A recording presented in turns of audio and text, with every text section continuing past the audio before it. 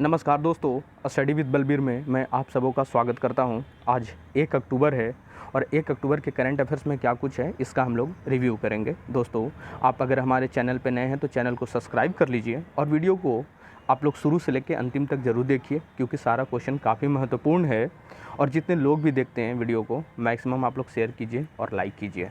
चलिए question start करते हैं। Who has been elected new prime minister of Japan, यानी जापान के नए प्रधानमंत्री किन्हें इलेक्ट किया गया है? तो वो बने हैं फूमियो, ध्यान रखना है, फूमियो किशिडा। फूमियो किशिडा जी बने हैं नए प्रधानमंत्री और इनके पार्टी का क्या नाम है? इनके पार्टी का नाम है एलडीपी, एलडीपी यानी लिबरल डेमोक्रेटिक पार्टी। और ध्यान ये भी रखना है, ये 100वें प्रधानमंत्री हैं, ये जापान के 100वें प्रधानमंत्री है। इन्होंने रिप्लेस किसको किया? तो योशिहिडे सुगा के इन्होंने रिप्लेस किया। इसके पहले जो है थे वो योशिहिडे सुगा जी थे वहाँ पे प्रधानमंत्री के रूप में। बात करेंगे जापान की, तो इसकी करेंसी क्या है आपको ध्यान रखना है। इसकी करेंसी येन है और इसकी राजधानी टोक्यो है। जापान की राजधानी कहाँ है? Tokyo. Next, dairy tech startup Stellapps partnered with which bank for cashless fund transfer to a small dairy farmers. कहने का मतलब है कि एक डेयरी टेक स्टार्टअप है जिसका नाम है स्टील ऐप। तो ये कौन से जो है बैंक के साथ अभी एक टाई अप किया, एक साझेदारी किया है, जिससे कि जो भी स्मॉल डेयरी फार्मर हैं उनको कैशलेस फ़ंड ट्रांसफ़र किया जा सके। तो ये कैशलेस फ़ंड ट्रांसफ़र यानी कि डिजिटल माध्यम से जो भी चीज़ है वो फ़ंड का ट्रांसफ़र हो सके। तो ये किया गया है अभी एयरटेल पेमेंट बैंक के साथ, तो आपको ध्यान रखना है।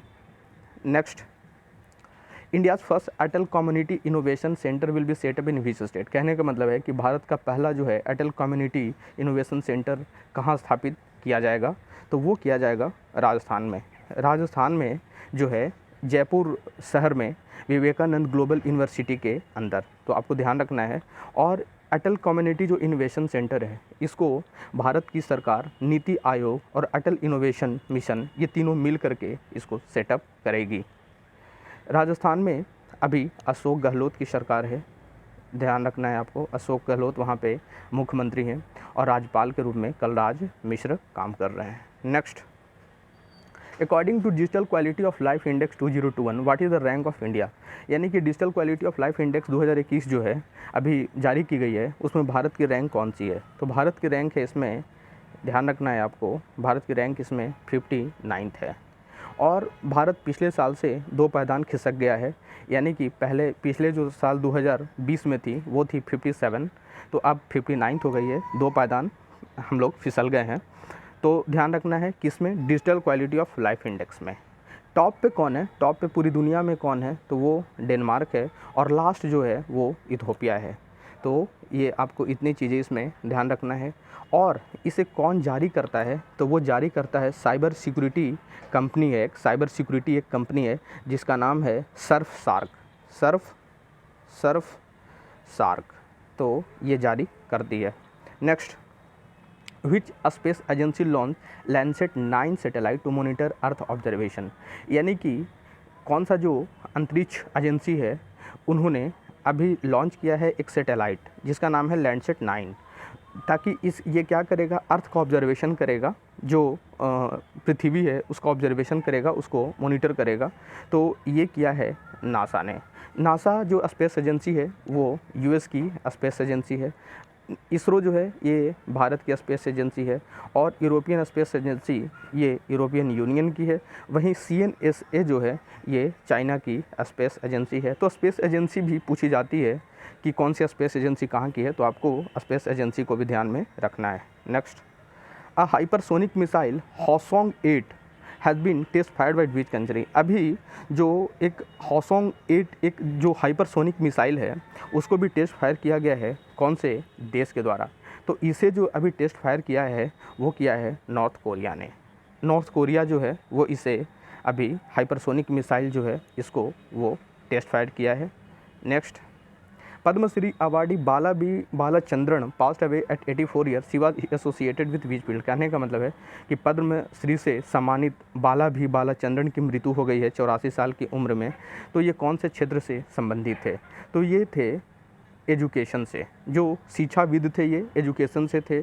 और ये आप ध्यान रखेंगे कि इंडियन स्कूल जो बिज़नेस है, इंडियन स्कूल ऑफ बिज़नेस जो हैदराबाद में है, तो वहाँ पे जो MBA प्रोग्राम थी, तो MBA प्रोग्राम के डिज़ाइन करने में इनका एक बहुत बड़ा रोल था, एक मेजर रोल इन्होंने निभाया था।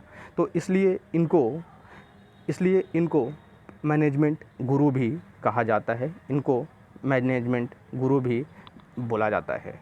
नेक्स्ट, विच tennis pair won Ostrava Open women's double tennis title.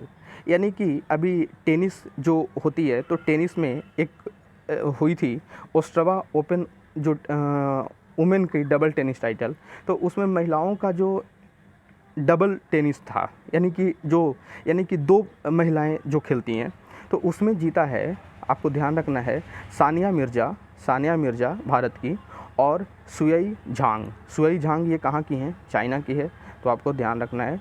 इन्होंने हराया है किसको? तो कैटलिन क्रिस्टन और एरिक राउटलिफ को इन्होंने हराया है। Next, world maritime day is observe on which day. यानी कि विश्व जो समुद्री दिवस होती है वो हम कब मनाते हैं? ये एक फ़िक्स डेट नहीं होता है, ये हम लोग मनाते हैं लास्ट थर्सडे ऑफ सितंबर, और लास्ट जो गुरुवार थी सितंबर की उसमें, और इस बार थी 30 सितंबर।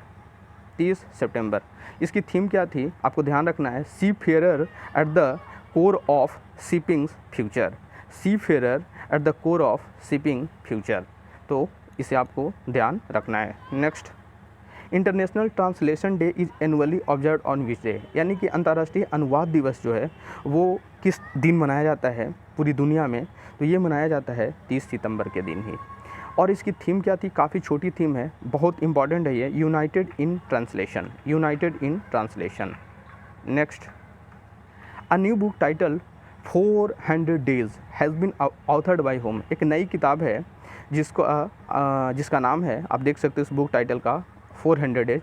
इसको किसने लिखा है? तो इसको लिखा है भारत के चेतन भगत ने। आप यहाँ पे देख भी सकते हो, चेतन भगत साहब जी हैं ये, और इन्होंने ही बुक को लिखा है, तो आपको ध्यान रखना है। विच स्टेट गवर्नमेंट लॉन्च मुख्यमंत्री पर्यटन उद्योग संबल योजना 2021। यानी कि कहाँ की सरकार ने, किस राज्य की सरकार ने मुख्यमंत्री पर्यटन उद्योग संबल योजना को शुरू किया है? तो इसको लॉन्च किया है राजस्थान की सरकार ने इसे अभी लॉन्च किया है।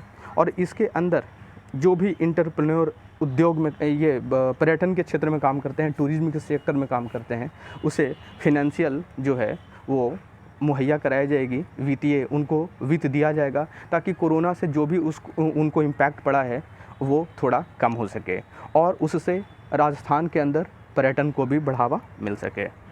नेक्स्ट दोस्तों, आज की वीडियो यहीं तक रहेगी, कल फिर से नए करंट अफेयर्स के साथ मिलेंगे, तब तक के लिए धन्यवाद।